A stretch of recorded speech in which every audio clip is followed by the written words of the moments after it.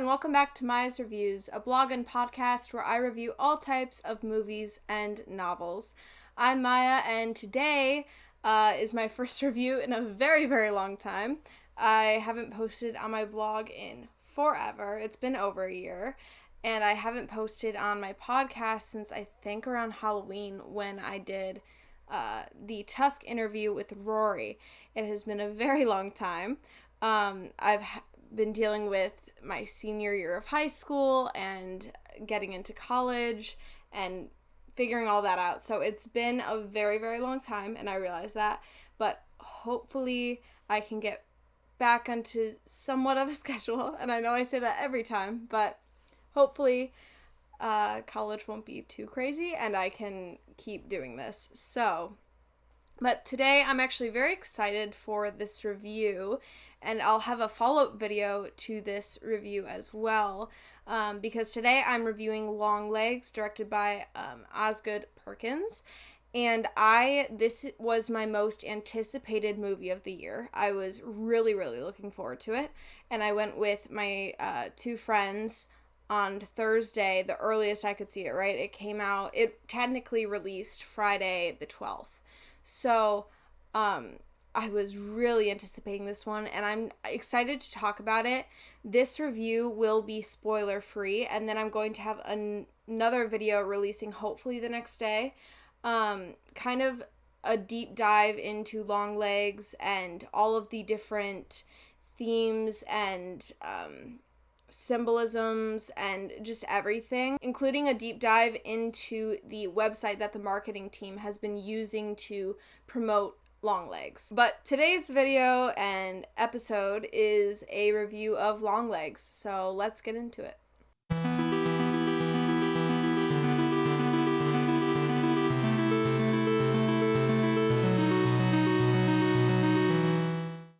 So Longlegs was directed by Osgood Perkins and released through Neon Films. It's a mystery horror crime movie, but I would also argue that it goes into paranormal as well, or like occult. As I said, the release date was Friday, July 12th, 2024 in America. It released a little bit earlier in other countries, I believe. On average so far, Longlegs is receiving a 3.8 out of 5 stars on Letterboxd, and I believe about a 7 out of 10 on Rotten Tomatoes, which is pretty decent. The movie is rated R and was about 101 minutes long. The budget I couldn't necessarily find, but the director had said the movie should be under 10 million, and so far, just when I'm recording this on the 12th, which the day it came out, right? I believe they've received 3 million at the box office so far. So that is, pretty good. It's projected to at least break even in the first weekend. So I wouldn't be surprised if it already has when this video is going to be released. The cast features Micah Monroe as Agent Lee Harker, Nicolas Cage as Longlegs, Blair Underwood as Agent Carter, Alicia Witt as Ruth Harker, Michelle Choi Lee as Agent Browning, Kiernan Shipka as Carrie Ann Cameron, and Dakota Dalby as Agent Fisk. Now, like I said, I'm not going to go too in-depth in this review because I do want it to be spoiler-free for those who kind of want to know what they're getting into but haven't seen it yet but also don't want spoilers. So this will be completely spoiler-free, and then the next video and episode I put out will be kind of probably not a deep dive into Longlegs because there's so much to cover, but a more comprehensive review and analysis and discussion of Longlegs. But this will be completely spoiler-free. Kind of getting into my thoughts, I think right off the bat, I'm going to say I rated this, coming right out of the theater, a 3.5 out of 5 stars, which was very, very surprising for me considering I was really, really looking forward to this movie. And honestly, I loved the movie until the very, very end. This movie is a mystery, horror, crime, paranormal, occult type movie. It combines things from stuff like Silence of the Lambs with FBI procedural and a thriller sort of feel, but also has other elements like satanic imagery and occult elements. So there's a mixture of those two things, which most of the time I will say doesn't really work for me, because when I'm watching a movie like Silence of the Lambs, for example, I'm really looking for that more thriller horror vibe rather than a paranormal horror vibe. But this, I do think, mixed it somewhat well. It's an interesting combination, and I feel like we don't really get movies like that often. So, in terms of originality, this movie is very, very original, and I really appreciated that. And like I said, I really enjoyed this movie. I mean, I loved it until the very, very end, because I honestly feel like this movie could have had 30 more minutes to really tie things up. The camera itself uses a lot of choppy cutscenes and wide angles, which I think were really effective at creating those horror elements and making this movie so scary. Because one of the things people have talked about with this movie is that it is so terrifying, and it's the most terrifying movie of the year. Personally, I kind of agree. I never really get scared by horror movies anymore, right? Like, when you first start watching them as a kid, you're gonna get scared. But anymore, I really don't, because most are at least somewhat predictable to me. But this movie is very unpredictable, and not a lot of cheesy jump scares, right? It's just more psychological. Like I said, those wide camera shots utilizing the blank space to make you feel like you're seeing things that aren't necessarily on the screen. I really think the tension building in this movie was just so well done. Micah Monroe, she was in It Follows, and I also love that movie, so I was excited to see her in something again. The acting was phenomenal, I'll say this. Nicolas Cage as Longlegs, absolutely terrifying. And I got home and I called my mom and I said, hey, can you come out to my car and walk me to the door? Because I've never, right, like, I watch horror movies all the time. I'm watching them 3 a.m., 2 p.m., whatever, right? It's just, I have anxiety, so a controlled anxiety is great for me. This movie, I can't even describe just the fear, because it's so visceral.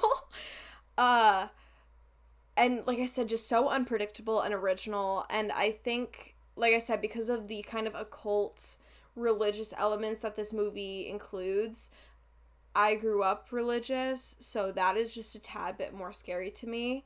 And it's just always a tad bit darker to me, because it just strikes a different fear in me than other horror movies do. But the sound design combined with the cinematography and all the blank space that they used, just the tension, even when there wasn't something scary on the screen, it was very palpable and you can feel the characters' just anxiety, because you don't know what's going to happen.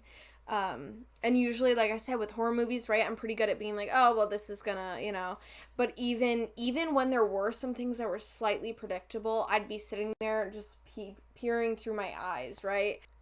Terrifying. Now, the time period of this movie, there's a lot of flashbacks, because if you've seen, right, it obviously has to do with the serial killer. Now, the serial killer, Longlegs, his murders take place in the 60s through the 80s, but then the actual movie itself, when it follows Micah Monroe, is honestly kind of difficult to place, because I feel like the cars are a little bit older, but then you have photos of Clinton on the wall, and I'm sure that was intentional, but I cannot tell you when exactly this takes place. But it does take place in Oregon. Oregon? I'm from the Midwest. I don't know how to pronounce Oregon. Movie itself as a whole, I think a masterpiece, right? Up until the very, very end. I was sitting there because this movie is divided into parts, right? Part 1, part 2. And I was fully expecting at the end of the movie, what was the end, for there to be another part, and it just ended. And so I was a little bit unsatisfied and disappointed with the ending, just because it didn't feel entirely wrapped up. But I'm hoping that it feels like there was kind of a setup for a sequel.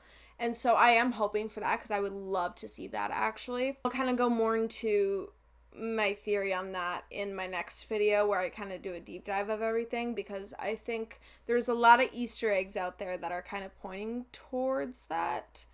But as a standalone, right, if this is a standalone movie, I have mixed feelings, because I loved the movie until the very, very end. So it's just kind of difficult, because I wanted to see more, right? It's not like I was like, I'm so ready for this to end. I was hoping there was more to the movie, and there just wasn't. It just ended, and I was like, oh, okay. And then T-Rex started playing, and I was like, where's the rest of the movie?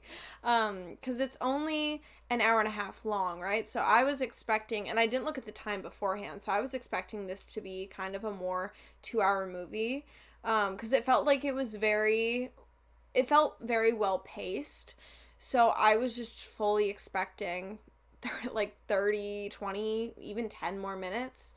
But if we do get a sequel, that might raise my rating just a little bit. But as a standalone, I think, it's a 3.5, leaning more towards a 4 than it is a 3, right? Because I want to give it 4 stars, but I have more questions than I have answers. And I think the answers that I do have, I love, but there's so many other questions that I need answered for me to fully just be in love with this movie, that just aren't answered yet, hopefully. So, I'm hoping we get a sequel, because that would be amazing. But yeah, I think the performances were great, the lighting, the execution of everything was fantastic, and like I said, the tension, the actual horror. This is a scary movie, okay? I never, like I said, never get scared by these movies, right? Like, I'll be maybe just like jumping in my seat a little bit if it's a good jump scare, but the actual fear I felt after this movie. I went with my 2 friends as soon as we could to go see this movie, because we were all really looking forward to it. And like I've mentioned, there's a site that marketing has used, as you know how actual true crime cases will have sites dedicated to them, run by people who are just interested in the case. So the marketing team created a site called thebirthdaymurders.net, where it has tons of information about the victims of Longlegs, and just a bunch of the cryptic messages that we see in the trailers. There's tons of people who have been deciphering these, and it's actually very fascinating. And I think it's one of those things, like with Blair Witch Project, where the excitement and the hype around a movie has grown so big, so it's kind of difficult to live up to those expectations.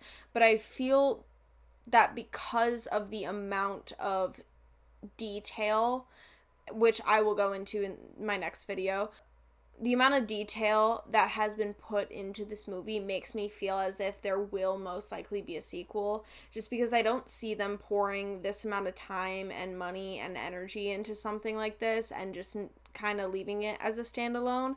But we will see, and I'm really hopeful. I'm so hopeful that we get a sequel, because I think I will love this a series of this if we do get a sequel, right? As a standalone, I'm a little bit iffy, because I love it until the end. I wanted more of it, right? So that is my review for Longlegs by Osgood Perkins, starring Micah Monroe and Nicolas Cage and, you know, the rest of them. Just overall, they didn't stick the landing for me, and I hope they do, you know? So we'll see. But that is the end of my review. I hope you guys enjoyed it. And like I said, hopefully there will be a longer, more in-depth video on Longlegs up the next day, whenever this is out, because I have a lot to say about this movie, a lot of thoughts, but again, this is spoiler-free review, so those thoughts will be saved for the next video. If you did enjoy this video, please like and subscribe so that way you can be alerted to whenever I release more videos.